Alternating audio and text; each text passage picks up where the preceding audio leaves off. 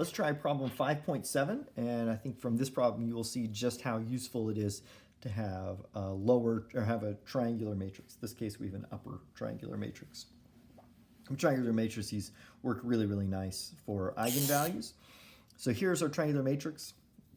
If you remember from last time, we just take the determinant of A minus lambda I is equal to 0. And so this just ends up being 2 minus lambda, 0, 0, negative 1, 1 minus lambda, 0, 2, 4, and negative 3 minus lambda. And then we want all this equal to 0, 0, 0. Well, the good news is this I'm solving the problem. I'm not writing it out. Okay, so we're taking this determinant and saying this determinant equals 0. The good thing about this determinant is notice you could use either the first column or the last row. And so if you use the first column, you get 2 minus lambda times, and then we have this matrix, but then this matrix is just 1 minus lambda times negative 3 minus lambda equals 0. So if you look, we just have 2 minus lambda, 1 minus lambda. It's just this diagonal is how we get the determinant. And then if you look really closely, you'll see that that means lambda could equal 2, 1, or negative 3. And so your eigenvalues are just whatever these diagonal values are. So for a triangular matrix, it's really easy. For things that aren't triangular, you have to do a little bit of algebra, which, by the way, once you get very large can become quite challenging. And that's there are computational methods that people use to find eigenvalues, and there's a lot that goes into that. But for us, we're just going to always use algebra. Okay, so these are our lambdas. So what we can do is we can do each one one after another and find out what the eigenvalue is. So for lambda equal to 2, we can find an eigenvalue, and that eigenvalue is what we get when we get 2 minus 2, which is 0, negative 1, 2, and then we've got 0, 1 minus 2 is negative 1, 4, and then 0, 0, and negative 3 minus 2 is negative 5.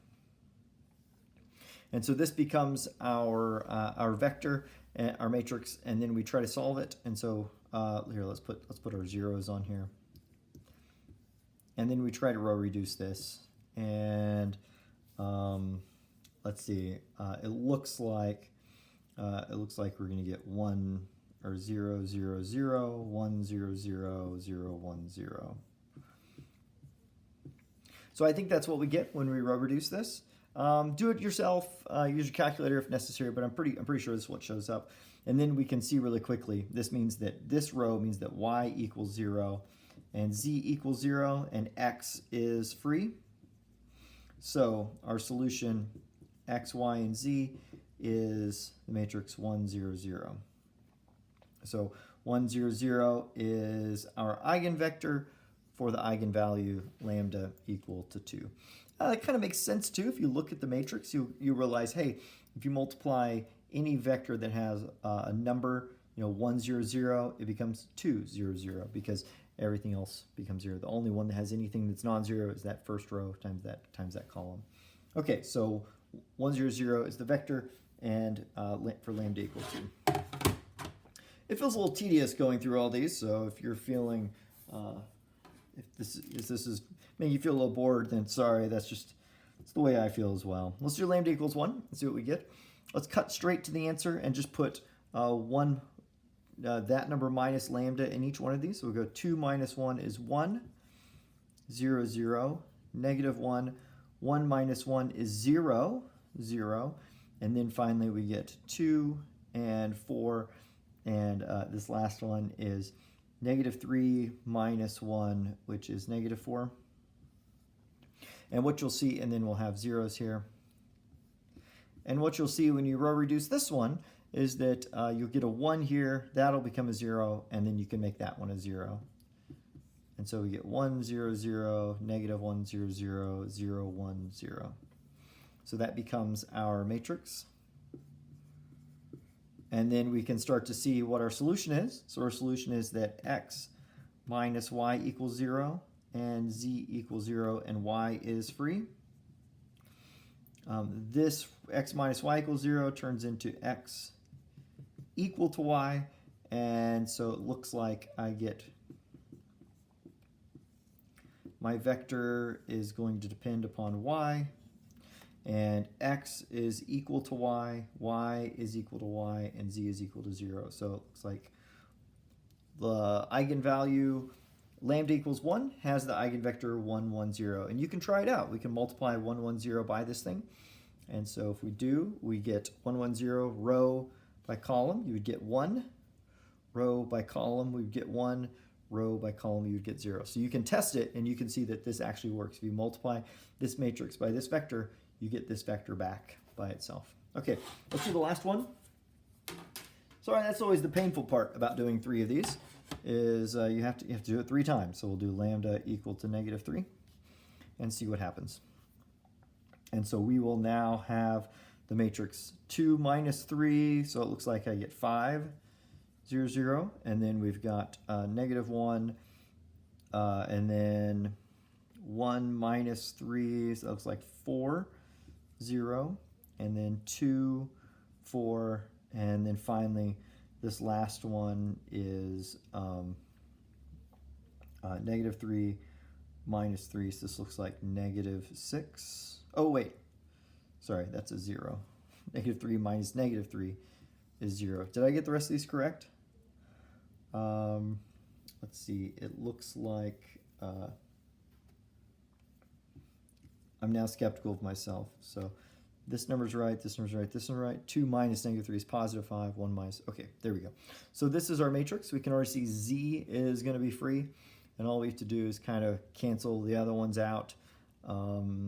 Let's see, I would like to do this in my head, but I feel like I'm failing a little bit. So let's do it the painful way. We'll take 4 row 1s plus row 2, and that should make into row 1, and that should make that one a 0. Okay. Tell you what, let's make those 1s. And so we'll go 5, -1, 2, 0, 0, 1, 1, 0, 0, 0, 0, 0. This is just row 2 divided by 4. And now we'll take row 1 plus row 2 and put that back into row 1. And that'll give me 5 plus 0 is 5, -1, 0, 2 plus 1 is 3, and then 0, and we've got 0, 1, 1, 0. And now this is finally in row reduced echelon form. And so we can start to see what our solution is when we look at this. And so our solution is we have 5x plus 3z equals 0, and y plus z equals 0, and then z is free. And so this means that x is -3/5 z. This means that y is -z. So our x, y, and z is a single vector that comes from z. And so x is -3/5 z, y is -1z, and z is 1z. Now, one thing you could do, so this is a perfectly good eigenvector.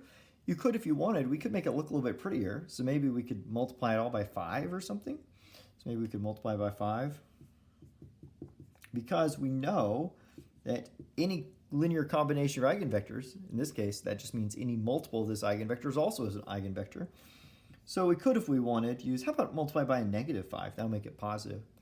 So -5 times that gives us a +3, a +5, and a -5. So we could use this as our eigenvector. This is a little bit friendlier on the eyes, but they're pointing in the same direction. So when lambda equals -3, we get one of these eigenvectors, and that gives us our direction. That one's fine. That one's also fine. Okay, good luck. Try the next one where we get to have a 2 by 2, so we have a little less time finding our eigenvectors.